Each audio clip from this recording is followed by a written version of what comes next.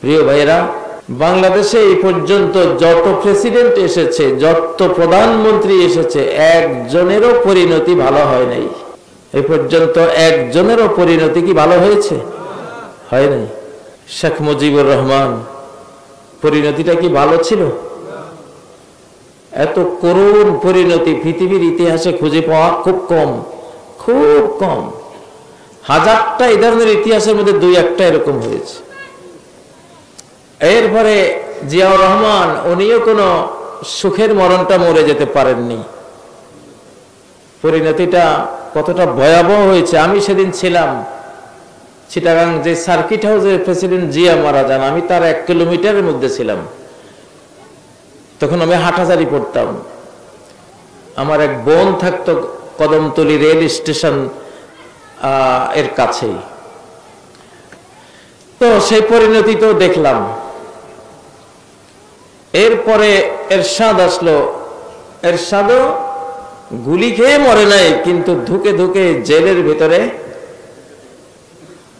এক খুবই অমানবিক জীবন যাপন করতে করতে দুনিয়া থেকে বিদায় হয়েছে। শান্তি হয় নাই, হয়েছে।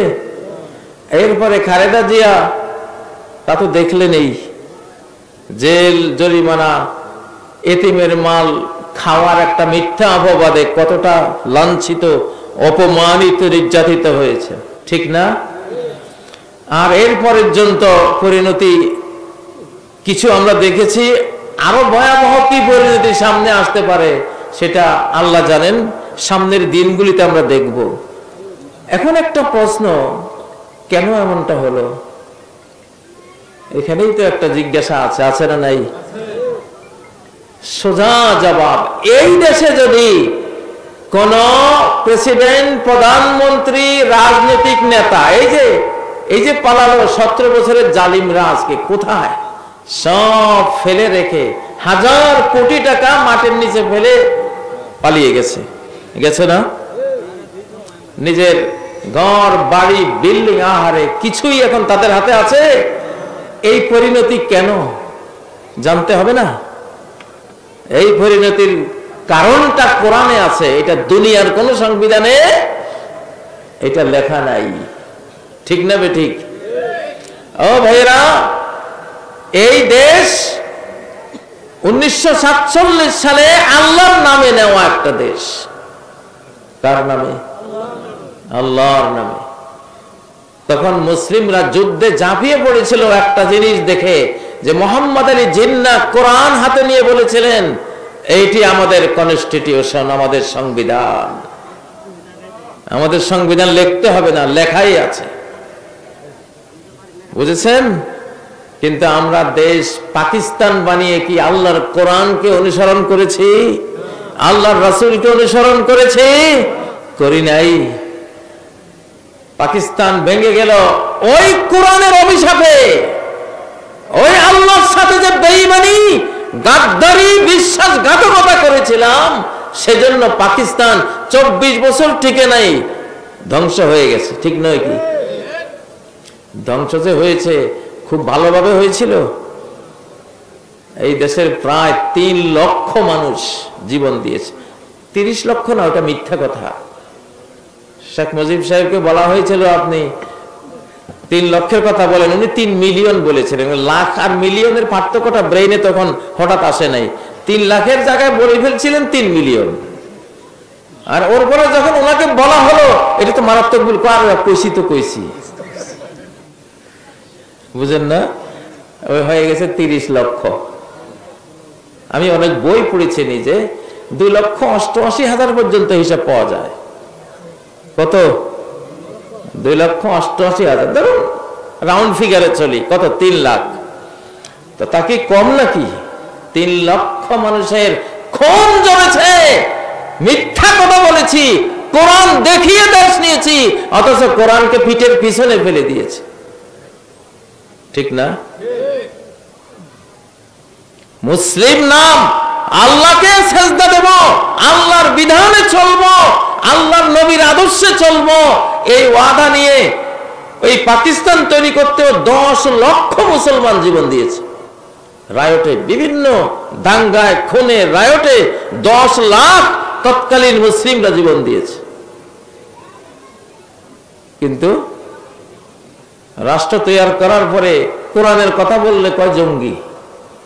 যেই কোরআন দেখিয়ে তুমি দেশটা বানালা, সেই কোরআনের কথা বললেই জঙ্গি। তারপরে কিনা কয় আরো কত কি, মৌলবাদী, ঠিক না?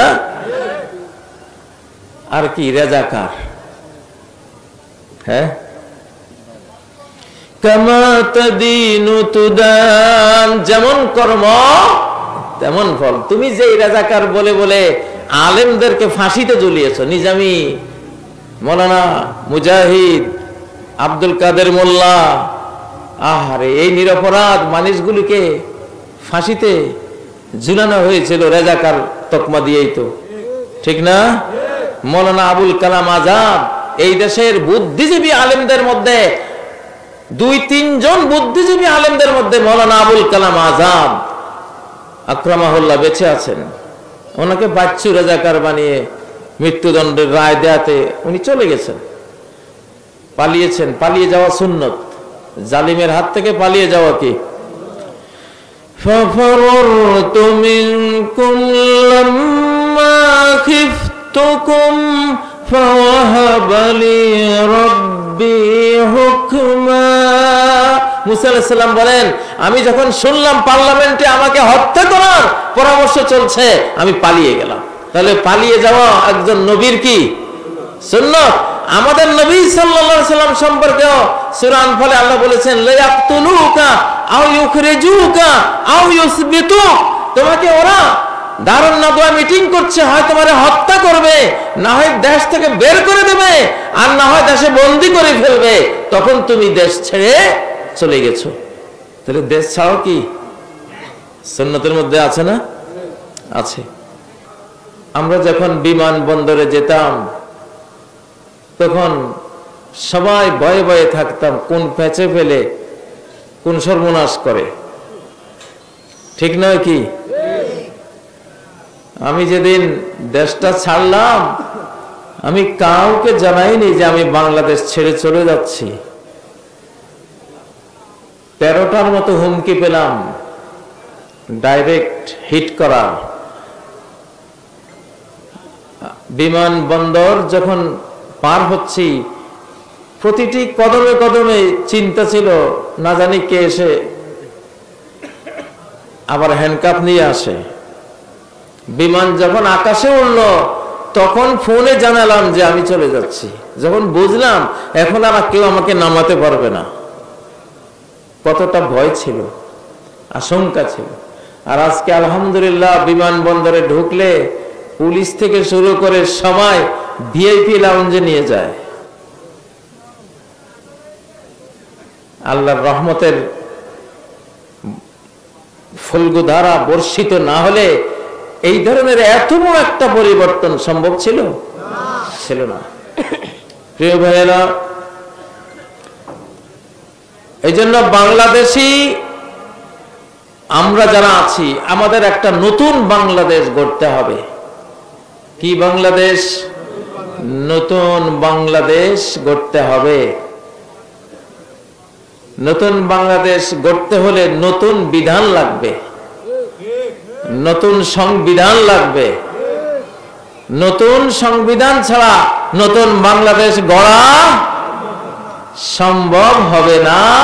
53 বছরে কেউ পেরেছে? পারে নাই। এজন্য দেশ এখনো কিন্তু টালমাটাল, দেশ এখনো টালমাটাল অবস্থায় আছে, একটা স্থিতি আসে নাই, স্টেবল হয় নাই। কিন্তু আলহামদুলিল্লাহ জনগণ, আমরা যারা, আপনারা যারা, আমরা আমাদের জীবন দিয়ে এই দেশ রক্ষা আল্লাহর সাহায্যে আমরা করতে পেরেছি, আলহামদুলিল্লাহ। আগামী দিনে যদি এই দেশের জন্য তপ্ত তাজা খুন ঢেলে দিতে হয়, রাজি আছেন না? ইনশাআল্লাহ বাংলাদেশের মানুষ আমরা এটা করতে পারবো ইনশাআল্লাহ।